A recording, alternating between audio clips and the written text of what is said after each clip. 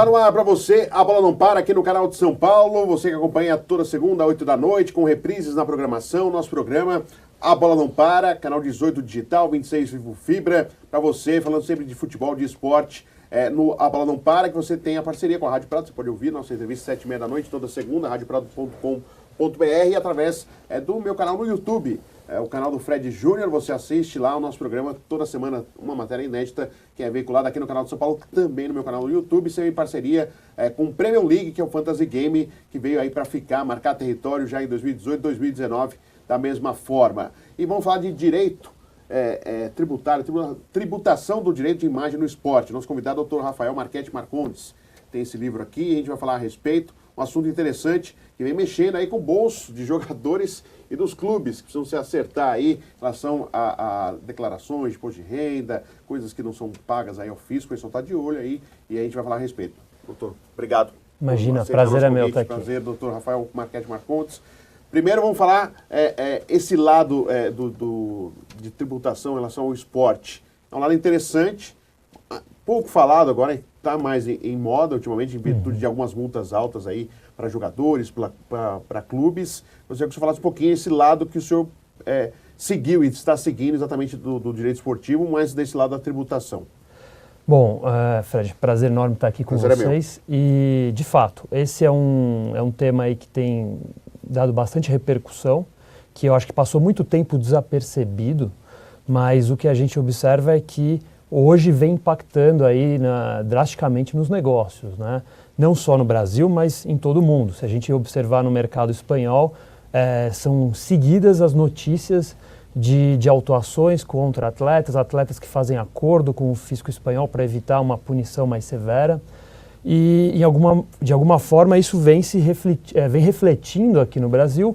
Obviamente que os valores envolvidos são menores, né? No mercado brasileiro hoje as transações envolvem cifras consideravelmente inferiores às que a gente vê no mercado europeu, mas ainda assim são muito elevadas. Acho que para a nossa realidade são valores muito altos. Então, esse foi um fato que me chamou a atenção e, obviamente, me levou a aprofundar e desenvolver nessa área. A gente pode dizer que eles tentam burlar a lei? É o correto falar? Ou é falta de informação, falta, às vezes, de orientação para como lidar com esses valores que normalmente são o direito de imagem, pagamento de luvas, de bicho. Isso é algo proposital, realmente para tentar escapar de ter que pagar um valor de imposto muito alto? Ou realmente, às vezes, cabe e cai no lugar da desinformação, doutor? Eu acho que a gente tem um pouquinho de tudo aqui acontecendo no mercado brasileiro, tá? A gente buscou importar a questão do direito de imagem, que era muito forte, utilizada na Europa, e aí demos uma adaptada, uma ajustada aqui para a nossa realidade. E aí, quando houve esse ajuste, existem alguns descompassos, tá? Então, acho que no mercado brasileiro e também diria no mundial, de uma forma geral, a gente tem a possibilidade de explorar o futebol, a utilização da imagem, bichos, luvas, são figuras aceitas e legais, mas, infelizmente, às vezes a gente vê algum tipo de exagero, o avanço por parte do contribuinte, seja ele o clube de futebol, ou seja ele o atleta, que quer conseguir um benefício maior, buscando extrapolar os limites da lei. Então, eu diria que a gente tem pessoas que trabalham adequadamente aqui, sejam clubes quanto atletas, mas também temos aqui no mercado brasileiro pessoas que fazem um mau uso e acabam manchando o futebol e em especial a figura da imagem, luvas e bicho, que passam a ter uma conotação bastante negativa no mercado. Pela parte estrutural, pela parte de tecnologia da informação que é passada para a Receita, para todos os órgãos responsáveis pela fiscalização, é impossível escapar? Não tem como enganar? Ou ainda há a possibilidade da pessoa tentar burlar e, por enquanto, se está quieto, ninguém está observando? Ou não tem jeito? Uma hora vão perceber? No meu modo de ver, eu acho que a Receita está muito bem estruturada, muito bem equipada. Em termos de pessoal, é muito qualificada. Então, a Receita Federal investe em qualidade, em aprendizado dos agentes. E cada vez mais com esse mundo na era da informática, todos os dados são cruzados eletronicamente e eu vejo cada vez menos oportunidade de se burlar o fisco. Então, eu acho que é uma questão de tempo para que alguém que não teve nunca problema com utilização de imagem indevida ou recebimento de luvas e bichos ou pagamento, né, dependendo de quem a gente está pensando aqui, venha a ter. Porque ainda que eu acho que a Receita Federal não tenha o pessoal adequado para fiscalizar tudo, os meios eletrônicos estão viabilizando um aprofundamento dos meios de fiscalização e, por consequência, de apuração de fatos para se verificar se está tudo de acordo ou se existe alguma ilegalidade. Cada vez mais a gente vai percebendo que os clubes vão tentando equilibrar a parte de pagar salário e pagar direito de imagem. E até luvas está sendo mais utilizado para tentar segurar um jogador, né? Você dá luvas às vezes até adiantada para tentar segurar uma nova renovação ou algo que interessa para o clube para uma permanência do atleta. Essa mudança que os clubes estão fazendo agora, que onde a imagem era muito mais, valia muito mais, era quase que 80% do salário e 20% só na carteira. Essa mudança se deu a essa fiscalização, a esses problemas que foram surgindo? Como que o senhor avaliou e como o senhor analisou a respeito dessa mudança de postura? Porque antes era praticamente tudo na imagem e pouco na carteira. Não, de fato, essa era uma realidade do nosso futebol aí há talvez 10 anos, em que a gente tinha jogadores recebendo quase que a totalidade dos vencimentos a título de imagem.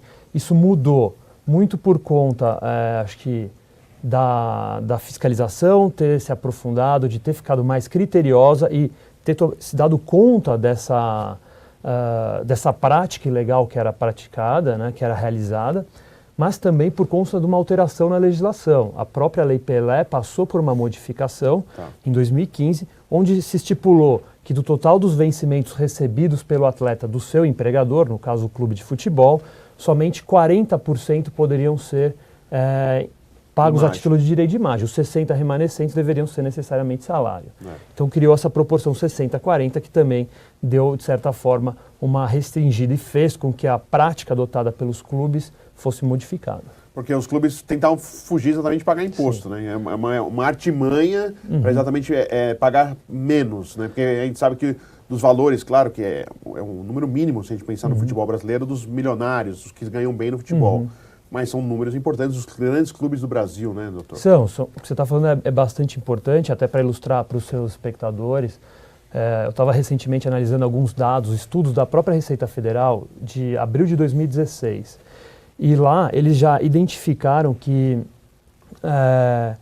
cerca de 95% do mercado brasileiro hoje tem empresas que estão sujeitas à apuração de lucro no simples ou no lucro presumido, que são basicamente as empresas adotadas pelos atletas. Então a gente tem 95% nessa realidade.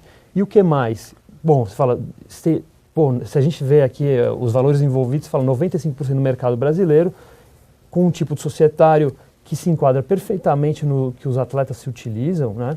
E mais do que isso, por que chama a atenção da Receita Federal? Se a gente for pegar em números, a própria Receita já apresentou estudos nesse sentido também. Quando a pessoa recebe na física, ela tem aí uma carga tributária em torno de 27,5%. Quando ela pega e recebe algo na jurídica como imagem, essa carga é substancialmente reduzida, vai ser em torno de 16%. Então a gente está falando aí 40%, 45% de economia fiscal tanto para o atleta, mas também para o clube, porque o clube, quando não paga salário, ele deixa de recolher contribuição previdenciária, INSS, FGTS, salário, 13º e uma série de encargos sociais. Então é bom a utilização da imagem para as duas pontas, para o clube empregador e para o atleta na condição de empregado. E os clubes, o senhor vem percebendo, claro, agora é uma obrigação, 40, 60, mas existe uma preocupação do clube de não mais ultrapassar o limite, não fazer mais nada de errado? Ainda existe alguma forma que eles tentam fazer para burlar? Pelo menos, que informação que o senhor tem a respeito? Não, o que eu tenho observado é que os clubes têm se mantido nesse patamar de 40%. Tá. Só que agora o assunto se desdobra para uma nova perspectiva, né? Porque agora os clubes estão observando o patamar, mas, por outro lado, a Receita Federal tem buscado investigar os clubes para ver se o que ele paga a título de imagem é efetivamente utilizado como imagem. Então, agora a gente tem um passo 2 aqui, assim, por dizer, na questão tributária.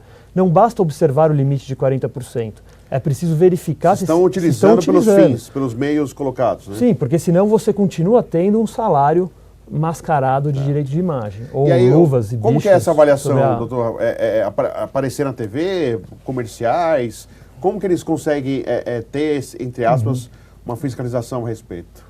Na verdade, eu acho que é muito importante até para o atleta e para o clube colocarem o jurídico e o marketing sentados na mesma mesa e conversando para que falem a mesma linguagem, estabeleçam em conjunto o quê? Um cronograma de apresentações, um cronograma de atividades que levem à utilização efetiva da imagem. Então, a gente vê isso muito na Europa. No começo do ano, o atleta já recebe um calendário com todas as atividades que ele terá ao longo do ano para explorar a imagem. Seja participar do lançamento de um novo uniforme, ou fazer um tour com fãs, ou uma gravação para a televisão, uma propaganda para um dos patrocinadores do clube. E aí acho que a criatividade é grande, as possibilidades são grandes. Tem muita coisa para fazer. Só que precisa utilizar de fato, né? E aqui ainda não existe esse controle, né? Não, aqui ainda a sensação que eu tenho do mercado brasileiro é que as diretorias dos clubes estão dissociadas, ninguém senta, ninguém conversa com ninguém, as pessoas simplesmente fazem, pagam como imagem, mas às vezes até utilizam a imagem, mas não têm o cuidado de arquivar, documentar a utilização da imagem do atleta, porque depois a fiscalização volta 5 anos depois e a pessoa às vezes não tem já como reavivar aí todo esse histórico. No segundo bloco a gente vai falar um pouquinho do livro, vou mostrar de novo aqui, ó. Dr. Rafael Marchetti Marcondes, está o livro aqui, Tributação do Direito de Imagem no Esporte, Análise de Casos Práticos. Mas antes, os clubes também estão sentindo no bolso, né, doutor? Então o cerco está apertando não é só para os jogadores, né, para os clubes, né? Sim, acho que até colocando aqui no meu livro eu já trago aí tanto análise de casos envolvendo jogadores quanto clubes. Sim. Os clubes vêm sendo autuados e mais até digo aí para você, o que eu tenho notado agora é que quando o atleta é autuado, o clube é colocado como corresponsável pelo pagamento. Então, se o atleta não tiver como pagar, o clube vai ter que pagar subsidiariamente. Entendi. Então, essa é uma nova tendência que eu vim observando agora mais fortemente no segundo semestre de 2018. Então, quando os atletas são autuados, os clubes são colocados como corresponsáveis, além de ficar expostos e autuados em relação à parte previdenciária, que é tudo aquilo que eles deixam de recolher ao pagar a imagem. De novo, INSS, FGTS, 13º e férias. Entendi, compreendi. Aí a gente vai para o intervalo Premium League e nós já voltamos com o Dr. Rafael Marchetti Marcondes. Sempre é bom para quem gosta de ler e gosta do assunto de direito esportivo, ligado ao esporte, casos práticos de casos em relação à tributação do direito da imagem, que é muito recorrente, muito utilizado, não só no futebol, mas na vida artística, isso acontece muito. E a gente vai falar um pouquinho mais no segundo bloco, exatamente do livro, de alguns casos práticos aí, de alguns jogadores que a gente vai poder falar e contar um pouco a respeito. A gente vai para o intervalo e já voltamos aqui com A Bola Não Para. A Bola Não Para, você está no intervalo acompanhando a gente, sempre em nome de Premium League, e vale a pena você acompanhar esse recado. Premium League é um fantasy game. Você não conhece ainda? Você pode acessar o site www.premiumleague.com.br ou baixar o aplicativo no seu celular. Você vai gostar, a discussão de futebol vai ficar bem diferente, já é uma novidade para vocês, o Fantasy Game ligado ao futebol. E o Premier League tem uma outra grande novidade, que teve o campeonato, a Copa do Mundo, tem o Campeonato Brasileiro, tem o Espanhol, tem o Champions League, tem o Argentino e tem o Campeonato Inglês, que virou realmente um dos grandes campeonatos da Europa, com grandes jogadores, grandes equipes. Rafael Pianucci aqui, um dos sócios da Premier League. Rafael, é isso aí, né? Campeonato Inglês também, né? A Premier League no Premier League. Premier League, exatamente. Talvez seja o campeonato com mais jogadores famosos que a gente tem no mundo, né? Então tá uma briga feia lá para saber quem que escala Salah, Harry Kane. Agora a gente tem o Alisson também chegando, para quem gosta de jogador brasileiro, Gabriel Jesus. Temos o Ederson. Né? Tem jogador para... Tem bastante gente. Em todas as posições a gente tem alguém para escalar se quiser escalar brasileiro. Ou seja, você pode ser o Guardiola do Premier League. Pode ser. Que legal. Então, ó, gente, acesse lá www.premiumleague.com.br ou baixe o aplicativo no seu celular. a discussão de futebol vai ficar muito mais legal, muito mais diferente com o Premier League para você, sempre aqui com A Bola Não Para. A Bola Não Para está de volta para vocês aqui no canal de São Paulo. Você que acompanha toda segunda-feira uma matéria inédita aqui, uma entrevista inédita. E a gente está falando sobre direito tributário, direito de imagem no esporte. Dr. Rafael Marchetti Marcondes, advogado, professor, doutor em direito, vai estar participando aqui, falando um pouquinho sobre esse assunto que é interessante, porque cada vez mais a fiscalização está em cima dos clubes, dos jogadores. Você que acompanha sempre a Bola Não Para, em nome de Premier League Fantasy Game, que chegou aí para marcar espaço, território. Você pode ser o treinador do seu próprio time, montar um time de estrelas através do Premier League. Dr. Rafael Marchetti Marcondes, vamos falar agora um pouquinho do livro. Primeiro, a ideia do livro, como que surgiu? Esse que foi a tese de doutorado? Não, esse foi a frente, né? Sim, a tese do doutorado foi antes. Sim, que a gente conversou até alguns meses atrás. Isso aí. Foi minha tese de doutorado, acabou que o assunto, como a gente colocou aqui no primeiro bloco, estava bastante recorrente, tiveram uma série de julgamentos envolvendo diversos atletas. Sim. E aí, obviamente, que pelo meu interesse já está envolvido com o assunto, eu fui me aprofundando e quando eu fui ver eu já tinha aí quase que, são 11 casos analisados, né, envolvendo tanto os atletas quanto os clubes de futebol. E aí eu busco exatamente explicar que a má prática ou de utilização da imagem, bichos e luvas, acaba gerando o quê? Uma exposição para ambos os lados, uma exposição para o atleta e para o clube, e é isso que eu tentei retratar aí de uma forma bastante prática nesse livro. Eu até citei, antes de a gente falar um pouquinho do livro, com os artistas também acontece a mesma coisa, né? Acontece a mesma coisa sobre isso, né? Acontece a mesma coisa. Com os artistas acontece, é um assunto bastante recorrente, óbvio que tem suas particularidades, porque a gente, muitas vezes, o artista não tem o mesmo empregador pagando a imagem, né? Com algumas situações a gente tem o vínculo de emprego, tanto com o empregador, a gente tem o artista tendo um vínculo de emprego e recebendo a imagem, mas a imagem do artista ela funciona um pouco mais solta, né? Tem uma maior procura de terceiros não vinculados. Eventos. Sim, até por serem pessoas notórias, de conhecimento de todos. Aí. Legal. Então vamos aos casos práticos. Um que eu achei super interessante, a gente falou na outra vez, mas sempre é bom quem está acompanhando ver, porque não é só no futebol, né, doutor? O caso do Gustavo Kuerten, do Guga, né? Um caso interessante. Só depois que ele parou que apareceu exatamente esse caso, né? Sim. É um problema até que eu tenho notado bastante, em geral, é que a Receita Federal demora 5 anos para vir e autuar um atleta, um profissional. Sim. Então, quando isso acontece, o grande problema que a gente vê é que muitas vezes o atleta já parou de jogar. Ou o treinador, ou seja no futebol ou fora. E aí ele se depara com uma autuação, às vezes, que nem no caso do Guga, de 8 milhões, para ele ter que pagar quando ele já parou, e aí os vencimentos dele são substancialmente menores. Né? No caso do Guga, ele tinha uma empresa junto com o irmão dele, Rafael, né? Rafael, isso. E o Rafael cuidava das atividades, fazia todo o gerenciamento de calendário, compatibilizar a vida dele de atleta com as campanhas de marketing publicitárias. E aí, por conta disso, eles constituíram uma empresa que recebia todos os vencimentos pagos a título de imagem. E aí o Guga recebia basicamente de patrocinadores, de Adora, Banco do Brasil, Peugeot.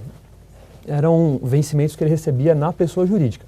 Os prêmios que ele recebia individualmente por ser campeão de Roland Garros ou permanecer no top 10 da ATP por um determinado período de tempo, eram recebidos tudo na física. Então, o que, a meu ver, é bastante coerente. Mas o fisco ali, na situação dele, insistiu muito em argumentar que o direito de imagem, no caso, é algo intrínseco, que está vinculado ao indivíduo e que não poderia ser transferido para um terceiro. A meu modo de ver, isso não faz o menor sentido, isso já é uma posição que está superada até pela própria legislação que a gente tem, e vejo, apesar do Guga ter perdido o caso, os 8 milhões no tribunal tributário, específico, que julga só a matéria tributária, ele ainda, agora o processo corre para o judiciário, e no judiciário eu vejo aí uma melhor perspectiva de sucesso para ele, até por conta de um precedente bastante interessante, que não é propriamente de atletas, mas é do jornalista Ricardo Boechat. Aconteceu o Boechat teve o mesmo problema, como na condição de jornalista, de explorar a imagem dele por meio de uma empresa. O fisco considerou que não poderia, de novo, o mesmo raciocínio de que a imagem era vinculada ao indivíduo, não poderia ser transmitida, e acabou autuando o Boechat. Ele optou por discutir no judiciário e recentemente ele obteve uma decisão favorável. Então esse é um precedente que deve favorecer muito a diversos atletas, e em especial o Guga. E aí, quando acontece isso, já tem que se começar a pagar, doutor? Quando discute no judiciário, aí não fica pendente em relação a isso? Não, se o atleta faz a opção por discutir, seja, né, que a gente chama na esfera administrativa, onde se joga só matéria tributária, seja no judiciário, ele não precisa de imediato pagar. O ponto só é que, às vezes, no judiciário, ele precisa apresentar uma garantia de 100% do valor do débito. Então, quando a gente está falando de 8 milhões, às vezes ele vai ter que oferecer um imóvel, mostrar que tem contas ou valores para... E se a pessoa não consegue? Geralmente o que eu vejo é a Receita Federal vai e penhora o que ela acha. E aí a pessoa fica com tudo bloqueado. Nossa, então, às vezes não consegue nem mexer na conta de banco porque... Nem na conta pessoal, por exemplo? Sim, vai bloqueando. Pode chegar um dia, vai fazer uma compra, vai passar, não passa nada. Não, já está bloqueado. Então é uma situação que, assim, deixa... A palavra é essa, é pânico a pessoa, porque ela fica com as mãos amarradas. Eu imagino. Meu Deus. Ainda bem que eu não tenho essas coisas, viu? Não ganho muito para ter esse problema. Técnicos. Um caso, Felipão, que chorou inclusive na imprensa, dando entrevista. Chorou entre aspas, né? Reclamou em relação a isso, porque ele foi multado. Foi na época quando ele já era técnico do Palmeiras? Foi já uma trajetória? O Filipão, ele foi autuado na primeira passagem dele pelo Palmeiras e depois quando Cruzeiro. Foi campeão da Libertadores, foi o Cruzeiro depois? Ele teve essa autuação, o caso dele foi um dos mais emblemáticos, apesar de não ser tão recente. Foi o caso que foi o estopim para todo o início da fiscalização. Ele, juntamente com o Luxemburgo, foram autuados por volta dos anos 2000. E aí, a partir disso, a Receita Federal olhou e falou, bom, tem valores consideráveis aqui que estão sendo pagas, óbvio que sob a ótica da Receita Federal, de uma forma errada. Sim.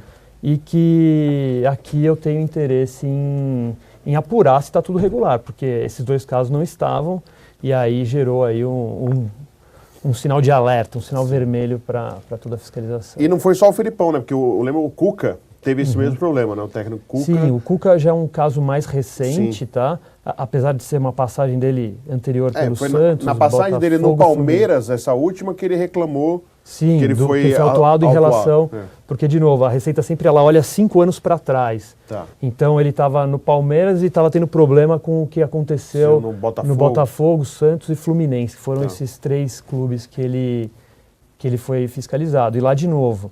E no caso do Cuca foi até assim, curioso, que eu diria, porque ele sofreu autuação, porque a Receita vem sempre com essa tese de que não seria transmissível, não poderia.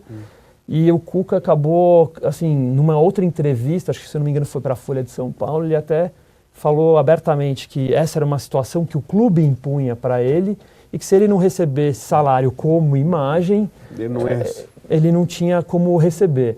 A gente entende essa situação, acho que às vezes delicada por parte do profissional, mas na hora que ele abriu o coração, vamos dizer assim, ele deu um tiro no pé.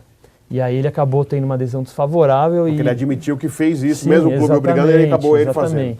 E aí a defesa dele ficou sem ter o que argumentar, ele acabou até tendo que pagar o valor dele. Ele parcelou, inclusive, ele até admitiu isso publicamente, que acabou parcelando o valor. Sim, exatamente. Então tem que tomar cuidado até na hora de... Sim, não pode ser muito sincero. Precisa de uma assessoria de imprensa. Para dar uma trabalhada ali. Vamos voltar a outros jogadores. O Pato teve também problemas. Sim. Foi da transferência para o Milan? Quando que foi? Sim. O Pato foi quando ele estava no Milan. No Inter, e foi transferido para o Milan. E aí o Pato teve uma situação envolvendo a imagem, na linha do que os outros têm, mas tem uma curiosidade, acho que uma situação um pouco diferente, que foi interessante. O Pato, quando o Internacional tentou renovar o contrato dele, ele, para convencer o atleta a permanecer no clube por um período um pouco maior, o Inter falou que ele teria, acertou com o atleta, que ele teria 50% dos direitos de uma futura negociação. Tá. Que acabou se concretizando com a ida dele para o Milan. E quando isso foi feito, o que acontece? O Milan efetuou o pagamento da parte que era do valor total do negócio para o Inter, e o Inter tinha que repassar para o Pato. O Pato, ao invés de falar querer receber na física, que na verdade com quem ele tinha contratado, era ele, jogador, na pessoa física com o clube, feito esse acordo dos 50%, antes de receber o pagamento do Inter, ele falou, espera só um pouquinho, Inter, faz o seguinte, eu vou abrir uma empresa e abrir uma empresa, em vez de pagar aqui na pessoa física, passa na jurídica, porque a tributação na jurídica é menor, eu vou pagar menos imposto.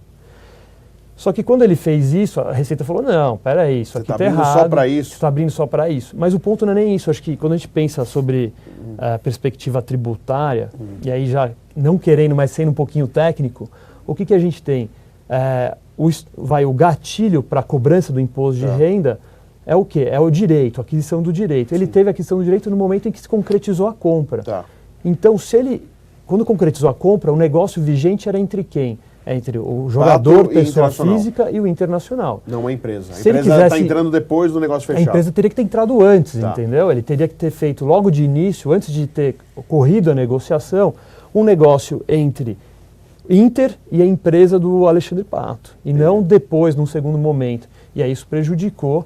E ele ainda vem discutindo, mas, a meu ver, esse é um ponto sensível, vamos assim falar.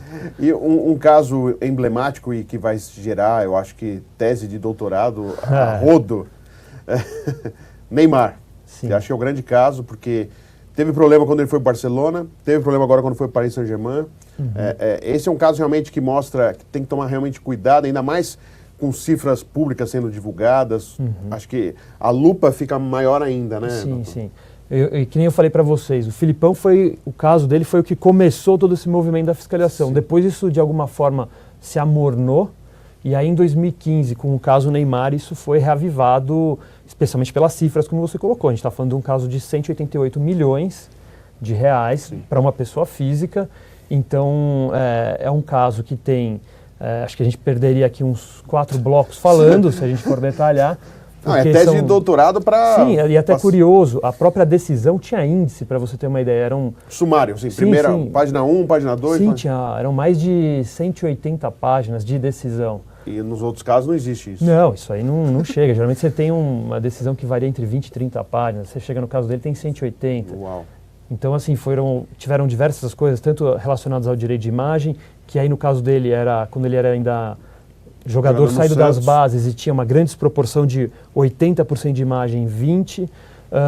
Teve depois, essa situação, óbvio, que foi se alterando no curso enquanto ele estava no Santos, mas depois tiveram outros casos, como um empréstimo feito pelo Barcelona para o atleta, sem cobrança de juros, situações muito atípicas e que levaram a uma desconfiança e a lavratura de um auto de infração por parte da Receita Federal. E o caso continua rolando, né? Ele foi condenado na Espanha, né? Isso, aí são várias frentes diferentes, tá? A gente tem aqui o caso dele, continua rolando, ele teve um cancelamento de parte das cobranças. Ele teve um dinheiro bloqueado, né? Sim, ele tem um dinheiro já bloqueado pela justiça, até por conta das cifras serem muito elevadas. E na Espanha a gente tem agora, mais recentemente, a discussão dele com o fisco espanhol e também com a DIS, né? Que fala que na medida em que ela tinha 40% do passe dele e a negociação anunciada oficialmente foi em torno de 45 milhões, ela ganhou 40% de 45 milhões, só que depois, quando os números reais vieram a ser revelados, eles levaram a transação para um patamar de quase mais de 90 milhões de reais, de euros na época. A DIS falou, bom, então eu recebi só metade do que eu tinha direito. Sim. E aí ela ingressou com uma ação que hoje tramita na Espanha para tentar reaver essa parcela aí que supostamente foi omitida, né? Dr. Rafael Marchetti Marcondes, muito obrigado por participar aqui do programa A Bola Não Para. Sucesso, é o segundo livro, espero que tenham mais. Com casos aí, a gente sabe que isso não para, né, em relação à tributação, a direito esportivo. Sucesso para o senhor, muito obrigado por estar aqui no programa. Prazer é meu, todo meu. Legal. Agradecendo o Dr. Rafael Marchetti Marcondes, nós fizemos aqui A Bola Não Para, sempre toda segunda-feira, um programa inédito, 8 da noite, na Vivo TV, canal 18 Digital, 26 Fibra, no site do Canal de São Paulo, canalsp.com.br. Na Rádio Prado você pode ouvir o áudio desta entrevista, toda segunda, 7h30 da noite. E no YouTube, no meu canal, no canal do Fred Júnior, você pode conferir também A Bola Não Para. São várias formas de assistir o nosso programa. Até a próxima.